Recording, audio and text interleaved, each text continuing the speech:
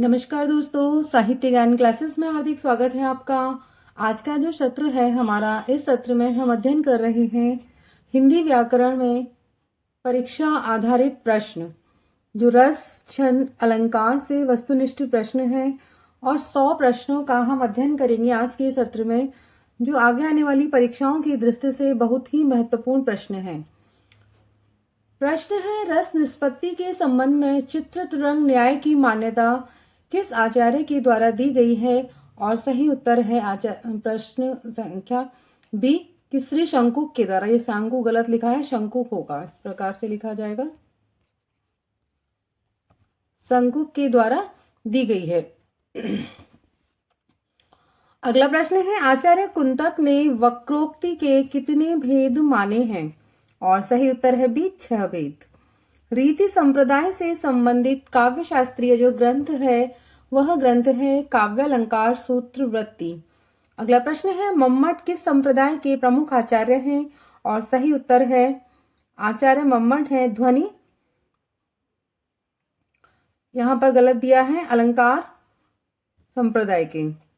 अगला प्रश्न है, इस करुणा कलित हृदय में अब विकल रागिनी बजती है, इस पंक्ति में कौन सा अलंकार है? और सही उत्तर है डी, अनुप्रास अलंकार। अगला प्रश्न है, रस की अनुभूति करने में अभिधा शब्द शक्ति ही प्रधान है, यह मान्यता है किसके द्वारा दी गई मान्यता है? सही उत्तर है बी, आचार्य भट्ट नायक की। काव्य ग्रहम अलंकारांत किसका कथन है? सही उत्तर है बी, आचार्य वामन। औचित्य को काव्य की आत्मा के रूप में प्रतिष्ठित करने वाले आचार्य कौन है? और सही उत्तर है बी, आचार्य क्षेमेंद्र। अगला प्रश्न है, रसानुभूति के संदर्भ में उत्पत्तिवाद संप्रदाय के जो जनक हैं वह कौन है? सही उत्तर है डी, भट्ट लोलट। अगला प्रश्न है, काव्य प्रकाश जो रचना है उस रचना के रचनाकार आचार्य मम्मट। दंडी निम्नलिखित में से किस प्रकार के आचार्य हैं? सही उत्तर है ए, अलंकारवादी आचार्य हैं दंडी। निम्नलिखित में से भरतमुनि विरचित ग्रंथ का नाम क्या है? और सही उत्तर है सी, नाट्यशास्त्र। रस सामग्री किस विकल्प में दी गई है? सामग्री बताना है, और सही उत्तर है बी, विभाव, अनुभाव एवं संचारी भाव, ये सभी रस के अंग होते हैं। काव्य गुणों के संबंध में जो कथन सही नहीं है उसे छांटिए। और सही कथन नहीं है वह कथन है सी, कि काव्य शास्त्र में काव्य गुणों का विवेचन नहीं मिलता। ये कथन गलत है, नहीं होगा, विवेचन मिलता है। अगला प्रश्न है, कार्यालयी हिंदी की भाषा कैसी होनी चाहिए? और सही उत्तर है ए, अभिधात्मक। सूच्य कथानक को प्रस्तुत करने वाले अर्थोपेक्षकों की संख्या कितनी है? सही उत्तर है सी, 5। कनक किनिंग नुपुर धुनि सुन कहत लखन सुन राम हृदय गुण में कौन सा काव्य गुण है? और सही उत्तर है ए, माधुर्य ओज गुण, माधुर्य गुण। पांडव की प्रतिमा सम लेखो अर्जुन भी महामति देखो, इसमें काव्य का कौन सा दोष है? सही उत्तर है ए, शब्द दोष। सबको जानत तुम्हें सारे जगत जहान, इसमें काव्य का कौन सा दोष है? सही उत्तर है ए, पुनरुक्त दोष। यानी सबको जानत तुम्हें, सबको तुम्हें जानता है, सारे जगत जहान, तो ये सारे जहान, सारे जगत, ये शब्द बार बार उनका रिपीटेशन हुआ है, तो पुनरुक्त। अगला प्रश्न है कि व्यंजना शब्द शक्ति का संबंध किससे है? और सही उत्तर है डी, व्यंग्यार्थ से। यानी व्यंग के माध्यम से जो बात कही जाती है वो बात व्यंजना शब्द शक्ति होती है वहां पर। जब सिंह तलवार लेकर उतरा तो गीदड़ भाग गए, इस वाक्य में कौन सी शब्द शक्ति है? और सही उत्तर है भी, लक्षणा शब्द शक्ति। अगला प्रश्न है, उत्पत्ति के आधार पर शब्द के कितने भेद होते हैं? सही उत्तर है बी, 4। मुख्यार्थित दोष काव्य दोष का यह लक्षण किस आचार्य के द्वारा दिया गया है? सही उत्तर है ए, आचार्य मम्मट। काव्य शोभायाम कर्तारो धर्मागुणा काव्य गुण की परिभाषा किस आचार्य ने दी है? सही उत्तर है सी, आचार्य वामन। प्रश्न है, निम्नलिखित में से कौन सी ओज गुण से संपन्न रचना की परिभाषा भरत मुनि के द्वारा दी गई है? सही उत्तर है बी, समासबद्ध पदों से युक्त विविध एवं विचित्र उदार गुणों से संपन्न रचना। अगला प्रश्न है, नीरव तासी शिला चरण से टकराता फिरता पवमान उपयुक्त पंक्ति में कौन सा काव्य दोष है? सही उत्तर है बी, अप्रयुक्त दोष। निम्नलिखित में कौन भरतमुनि के रस सूत्र की एक व्याख्याकार नहीं है? और सही उत्तर है बी, आचार्य क्षेमेंद्र। लोलट हैं, भट्ट, शंकुख हैं और अभिनव गुप्त हैं। विवानुभावाचार संयोगादिश निष्पत्ति रक्त उक्त रस्सु सर्वप्रथम किस ग्रंथ में आया है? और सही उत्तर है बी, नाट्यशास्त्र, जो भरतमुनि की रचना है। प्रश्न है, श्रृंगार रस का स्थायी भाव है? और सही उत्तर है बी, रति। आचार्य भरत के रस सूत्र की व्याख्या करते हुए अनुमितिवाद की स्थापना किस आचार्य के द्वारा की गई है? और सही उत्तर है सी, आचार्य शंकुक के द्वारा। रस संप्रदाय के जो प्रवर्तक हैं वो कौन है? सही उत्तर है बी, आचार्य भरतमुनि। सहृदय की अवधारणा किस संप्रदाय से संबंधित है? सही उत्तर है सी, रस संप्रदाय। रस सिद्धांत निम्नलिखित में से किसकी रचना है? और सही उत्तर है डी, डॉक्टर नगेंद्र की। कुरुक्षेत्र कविता में मुख्य रस कौन सा है? और सही उत्तर है बी, श्रृंगार रस। छंद शास्त्र की प्रणेता आचार्य माने जाते हैं? सही उत्तर है बी, आचार्य पिंगल। निम्नलिखित में से कौन सा वर्णिक छंद है? सही उत्तर है सी, सवैया। वर्णिक छंदों में किसका विचार होता है? वर्ण का, यानी वर्णों की गणना यहाँ पर की जाती है अमानिशा उगलता गगन घन अंधकार में अलंकार है? और सही उत्तर है ए, मानवीकरण अलंकार। या लकुटी अरु कामरिया पर राज तिहुपुर को तजिडारो में प्रयुक्त छंद है? सही उत्तर है बी, सवैया छंद। घनाक्षरी छंद है? सही उत्तर है बी, वर्णिक। अगला प्रश्न है, निम्नलिखित में से कौन सा वर्णिक छंद है? और सही उत्तर है सी, उपेंद्र वज्रा। यहाँ पर वर्णों की गणना की जाती है। वक्रोक्ति के विरोधी आचार्य हैं? और सही उत्तर है डी, आचार्य विश्वनाथ। अगला प्रश्न है, वर्णिक छंदों में गण कितने प्रकार के होते हैं? और सही उत्तर है सी, 8 प्रकार के। 8 प्रकार के गण हैं। प्रश्न संख्या 144 है, मात्रा क्रम की दृष्टि से दोहा के ठीक विपरीत पड़ने वाला छंद का नाम बताइए। दोहा के विपरीत है, दोहा का उल्टा कौन सा होता है? और सही उत्तर है सी, सोठा दोहा का उल्टा होता है। अवधी भाषा का जो निजी छंद है वो क्या है? बरवे है। निम्नलिखित में से कौन सा छंद सोठा का विपरीत है? और सही उत्तर है डी, यहाँ पर कोई नहीं है सोठा का विपरीत। सही उत्तर है डी। चौपाई छंद में मात्राओं की जो संख्या होती है वह कितनी होती है? सही उत्तर है सी, 16। जिस छंद के प्रथम तथा तृतीय चरण में 12-12 मात्राएं तथा चतुर्थ चरण में 7-7 मात्राएं हैं, साथ ही सम चरणों के अंत में ये होता है, तो वह छंद कौन सा होता है? और सही उत्तर है लघु। गुरु और लघु होता है, उस छंद को क्या कहते हैं? बरवे। 12-7 बरवे। अनुष्टुप क्या है? और सही उत्तर है ए, एक प्रकार का छंद। वह सब मात्रिक छंद जिसमें प्रत्येक चरण में 24-24 मात्राएं हों तथा प्रत्येक चरण में 11वीं 13वीं मात्रा पर यति होती है, वो कौन सा छंद कहलाता है? सही उत्तर है ए, रोला। रहीमन चुप है बैठ ये देख दिनन के फेर, जब नी के दिन आइए बनत न लगही बेर। उपयुक्त पंक्तियों में कौन सा छंद है? और सही उत्तर है ए, दोहा छंद। मंगल भवन अमंगल हारी द्रवहु सुदशरथ अजर बिहारी। इन पंक्तियों में किस छंद का प्रयोग हुआ है? और सही उत्तर है बी, चौपाई। निज भाषा उन्नति अहें सब उन्नति को मूल, बिन निज भाषा ज्ञान के मिटे न हिय को शूल। इन पंक्तियों में कौन सा छंद है? सही उत्तर है ए, दोहा।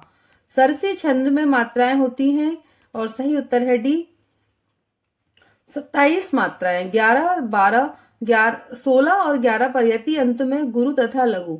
जो सुमिरत सिद्ध होय गण, नायक कर बदन, करहु अनुग्रह सोई बुद्धि, रास शुभ गुण सदन। उपयुक्त पंक्तियों में कौन सा छंद है? सही उत्तर है बी, सोठा छंद। अगला प्रश्न है, छप्पय में होते हैं? और सही उत्तर है ए, छप्पय में 4 चरण रोला के और अंतिम 2 चरण उलाला के होते हैं। यानी छप्पय एक रचना है जिसमें 6 चरण होते हैं, इसमें 4 चरण तो रोला जो रचना है रोला के होंगे और अंतिम 2 चरण उलाला छंद के होते हैं। अगला प्रश्न है, हम जो कछु देख रहे हैं सुंदर है सत्य नहीं है, यह दृश्य जगत भाषित है, बिन कर्म शिवत्व नहीं है। उपरोक्त काव्य पंक्तियों में निम्नलिखित में से कौन सा छंद है? और सही उत्तर है ए 14 मात्राओं की यति से 28 मात्राओं वाला मात्रिक छंद। इनमें से किस छंद में प्रथम व अंतिम शब्द समान होता है? और सही उत्तर है बी कुंडलिनी छंद में। किस छंद में 4 से अधिक चरण होते हैं? सही उत्तर है सी छप्पे में 6 चरण होते हैं। अगला प्रश्न है किस छंद में 12 और 7 की यति से कुल 19 मात्राएं होती हैं? तो वह छंद है बरवे, जिसमें 12 और 7 मात्राओं का क्रम होता है। अवधि शिला का उत्पर था गुरुभार, तिल तिल काट रही थी द्रग जल धार। इस उद्धरण में प्रयुक्त छंद बताना है और सही उत्तर है सी बरवे। 12 मात्राओं की गणना किस प्रकार करते हैं मैं आपको सिखाती हूँ। अवधि यानी यहाँ पर 1 1 1 शिला और इधर लघु हो जाएगा, और का और उद और पर, यानी जो इस तरह एस का चिन्ह बनाया जाता है इसे गुरु कहते हैं। और जो 1 एक मात्रा होती है इसे लघु, यानी छोटी मात्रा और बड़ी मात्रा। तो यहाँ पर 3 4 5 6 7 8 9 10 11 12, तो यहाँ पर हो गई 12 मात्रा। था 1 2 गुरु और इधर भार, तो 2 3 4 5 6 7 मात्रा है ना। छोटा मात्रा है तो अगर बड़ा रा इस तरह से मात्रा पर होगा तो बड़ी मात्रा लगेगी एस वाली, अगर छोटा है तो रा एक सिंगल मात्रा। तो 12 मात्रा इधर हो गई, 7 मात्राओं का क्रम इधर इस तरह, 12 मात्रा इधर और 7 इधर। तो बरवे में 12 और 7 मात्राओं का क्रम होता है, तो उसे बरवे छंद कहा जाता है। अगला प्रश्न है मात्रिक छंदों में मात्रा कितनी प्रकार की होती है? और सही उत्तर है 2, वर्णिक और मात्रिक। अगला प्रश्न है केवल मात्रिक छंद किस विकल्प में है? उन विकल्प को छांटना है और सही उत्तर है सी चौपाई, दोहा और रोला। निम्नलिखित में से कौन सा मात्रिक छंद है? सही उत्तर है डी, ये सभी दोहा चौपाई रोला ये तीनों क्या है? मात्रिक छंद है, यानी इनमें मात्राओं की गणना की जाती है, गणों की गणना नहीं की जाती, शब्दों की नहीं की जाती, वर्णों की नहीं की जाती, सिर्फ मात्रा जो इन पर लगती है उनकी गणना की जाती है। अगला प्रश्न है निम्नलिखित में से मात्रिक छंद कौन सा नहीं है? सही उत्तर है ए मंदाक्रांता। हरिगीतिका, दोहा और रोला ये मात्रिक छंद है, मंदाक्रांता मात्रिक छंद नहीं है। कहती हुई यूं उत्तरा के नेत्र जल से भर गए, हिम के कणों से पूर्ण मानो हो गए पंकज नए। इन पंक्तियों में कौन सा छंद है? सही उत्तर है बी हरिगीतिका। प्रश्न है जिस काव्य पंक्ति में प्रयुक्त किसी एक ही शब्द के से अधिक अर्थ हो उस पंक्ति में अलंकार होता है और सही उत्तर है डी श्लेष अलंकार। अर्थ अलग हो और शब्द एक से ही हो, यानी एक ही शब्द में अनेक अर्थ हो तो वहां पर शब्दों के अर्थ चिपके हुए होते हैं, वहां पर श्लेष अलंकार होता है। अगला प्रश्न है जो सुख सुजह सुलभ मोहि स्वामी में कौन सा अलंकार है? और सही उत्तर है सी अनुप्रास अलंकार। जननी तू जननी भई विधि सन कछु न बसाए में कौन सा अलंकार है? सही उत्तर है सी लाटानुप्रास। कनक कनक ते 100 गुनी मादकता दिखाए में कौन सा अलंकार है? और सही उत्तर है ए यमक अलंकार। अजो तरोना ही रहियो श्रुत सेवक इक रंग में अलंकार कौन सा है? श्लेष अलंकार।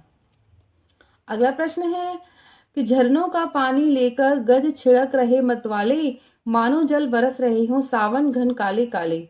इसमें बताना है क्या है? सही उत्तर है डी उत्प्रेक्षा अलंकार। मनु मानो जनु जानो, है ना। यहाँ पर देखो मानो, झरनों का पानी लेकर गज छिड़क रहे मतवाले, मानो जल बरस रहे हो सावन घन काले काले, तो मानो आ गया, तो यहाँ पर हो गया उत्प्रेक्षा अलंकार। अगला प्रश्न है तो पर वारो उर्वशी सुन राधि के सुजान, तू मोहन के उर्वशी है उर्वशी समान। उपयुक्त दोहे में कौन सा अलंकार है? और सही उत्तर है ए यमक अलंकार। अगला प्रश्न है सूर सूर तुलसी सजी उड्डयन केशव दास, और कवि खगोत्सम है जहाँ तहाँ करे प्रकाश। इन पंक्तियों में किस अलंकार का प्रयोग हुआ है? और सही उत्तर है बी यमक अलंकार। तरण तनुजा तट तमाल तरवर बहु छाए, झुके कूल सो जल पर मन हित मनु सुहाई। उपयुक्त पंक्तियों में अलंकार है, सही उत्तर है भी प्रत्यानुप्रास। यानी ये प्रत्यानुप्रास अलंकार अनुप्रास अलंकार का ही एक भेद है कि किस प्रकार से एक ही शब्द की आवृत्ति बार बार आकर एक गोला सा बना लेती है। वृत्त, वृत्त का अर्थ होता है एक प्रकार का गोला। तो यहाँ पर शब्द बार बार प्रयोग हुए हैं और शब्दों ने एक गोला बना लिया है, तो यहाँ पर वृत्यानुप्रास अलंकार है। अगला प्रश्न है कि निम्नलिखित पंक्तियों में प्रयुक्त अलंकार बताइए। रनित भृंग घंटावली झरित दान मधुनीर मंद मंद आवत चलियो कुंजर कुंज समीर में कौन सा अलंकार है? सही उत्तर है सी, अनुप्रास अलंकार। अगला प्रश्न है जहां वर्णों की आवृत्ति बार बार होती है उसमें कौन सा अलंकार होता है? और सही उत्तर है सी, अनुप्रास अलंकार। राम हृदय जाके नहीं विपत्ति सुमंगल ताही, राम हृदय जाके नहीं विपत्ति सुमंगल ताही। इसमें कौन सा अनुप्रास है? सही उत्तर है सी, लाटानुप्रास। चिरजीवी जोरी जुरे क्यों न स्नेह गंभीर, यो घट ये वृषभानु जा वे हलदर के बीर में कौन सा अलंकार है? और सही उत्तर है सी, श्लेष अलंकार। मैं सुकुमारी नाथ वन जोगू, इस पंक्ति में कौन सा अलंकार है? सही उत्तर है डी, काकु वक्रोक्ति। अगला प्रश्न है अलंकारों की महत्ता के संदर्भ में इनमें से कौन सा कथन सही नहीं है? और सही उत्तर है सी, अलंकार काव्य सौंदर्य उत्पन्न करते हैं। इनमें से जो अनुप्रास अलंकार का लक्षण न हो उसे छांटिए। और सही उत्तर है सी, पंक्ति की संपूर्णता आवृत्ति। बूंद आघात सही के गिर कैसे, खल के बच्चन संत सह जैसे में अलंकार है। सही उत्तर है बी, उदाहरण अलंकार। इसे युक्ति से समर्थित की गई बात में कौन सा अलंकार होता है? और सही उत्तर है डी, काव्यलिंग अलंकार। नित्य प्रति प्यू नहीं रहत आनन ओप उजास में अलंकार है। सही उत्तर है डी, अतिशयोक्ति अलंकार। अगला प्रश्न है द्रुग उर्जत टूटत कुटुम जुरत चतुर चित प्रीत परति गांठ दुर्जन ही ये दई नहीं यह रीत में कौन सा अलंकार है? सही उत्तर है सी, असंगति अलंकार। सखी नील नवस्वर में उतरा यह हंस आहा तिरता तिरता, अब तारक मौक्तिक शेष नहीं निकला जिनको चरता चरता में रूपक अलंकार का कौन सा प्रकार प्रयुक्त हुआ है? और सही उत्तर है ए, सांग रूपक। अगला प्रश्न है कि शेष अलंकार श्लेष अलंकार होता है। और सही उत्तर है ए, शब्दालंकार। यहाँ पर शब्दों की आवृत्ति बार बार की जाती है, वहीं वहां पर शब्दों की आवृत्ति तो हो रही है पर शब्दों के अर्थ भी, एक ही शब्द में कई सारे अर्थ हैं, तो वहां पर श्लेष अलंकार है। जहां कारण बिना कार्य की उत्पत्ति होती है वहां कौन सा अलंकार होता है? और सही उत्तर है ए, विभावना अलंकार। चरण कमल बंदो हरियाई में कौन सा अलंकार है? सही उत्तर है बी, रूपक। नील परिधान बीच सुकुमार खुल रहा मृदुल अध खुला अंग, खिला हो जो बिजली का फूल मेघ बन बीच गुलाबी रंग। इन पंक्तियों में कौन सा अलंकार है? सही उत्तर है डी, उपमा अलंकार। यानी तुलना की जा रही है, कहीं पर उपमा की जा रही है। निम्नलिखित में से कौन अर्थालंकार है? सही उत्तर है डी, रूपक। बिनु पग चले सुने बिनु काना, इनमें से कौन सा अलंकार है? और सही उत्तर है ए, असंगति अलंकार। वह शर इधर गांडीव गुण से भिन्न जैसे ही हुआ, धड़ से जयद्रथ का उधर से छिन्न वैसे ही हुआ। उपयुक्त पंक्ति में कौन सी अतिशयोक्ति है? सही उत्तर है सी, अक्रमक अतिशयोक्ति। जब उपमेय में उपमान की संभावना प्रकट की जाए तब होता है। सही उत्तर है डी, उत्प्रेक्षा अलंकार। तारिणी के ही संग तरल तरंग में तरिणी डूबी थी हमारी ताल में, इसमें प्रयुक्त अलंकार है। सही उत्तर है बी, यमक। निम्नलिखित काव्यांश में अलंकार है हीरे सा हृदय हमारा कुचला शिरीष कोमल ने, कुचला शिरीष कोमल ने। और सही उत्तर है डी, फर्स्ट और फोर्थ, उपमा और अनुप्रास। अगला प्रश्न है माँ के सूचि उपकारों का जीवन में अंत नहीं है, निस्वार्थ साधना पथ पर माँ जैसा संत नहीं है। उपयुक्त काव्य पंक्तियों में मुख्य रूप से कौन सा अलंकार लक्षित हो रहा है? और सही उत्तर है सी, प्रतीप अलंकार। मुख कमल समीप सजे थे दो किसलय दल पुरयन के, उपयुक्त पंक्तियों में कौन सा अलंकार है? सही उत्तर है ए, रूपक अलंकार। जहां पर ये होता है ना योजक चिन्ह हो जाए, यहाँ पर ये वाला, वहां पर रूपक अलंकार होता है। रहीमन पानी राखिए बिन पानी सब सून, पानी गए न उबरे मोती मानुष चून।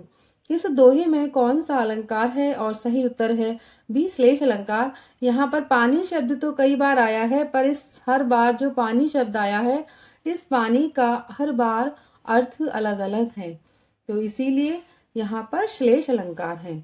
आज के सत्र में इतना ही। वीडियो अच्छी लगी है तो लाइक कीजिए, शेयर कीजिए और कमेंट्स कीजिए। आगे के सत्र में जुड़े रहिए। बहुत बहुत धन्यवाद।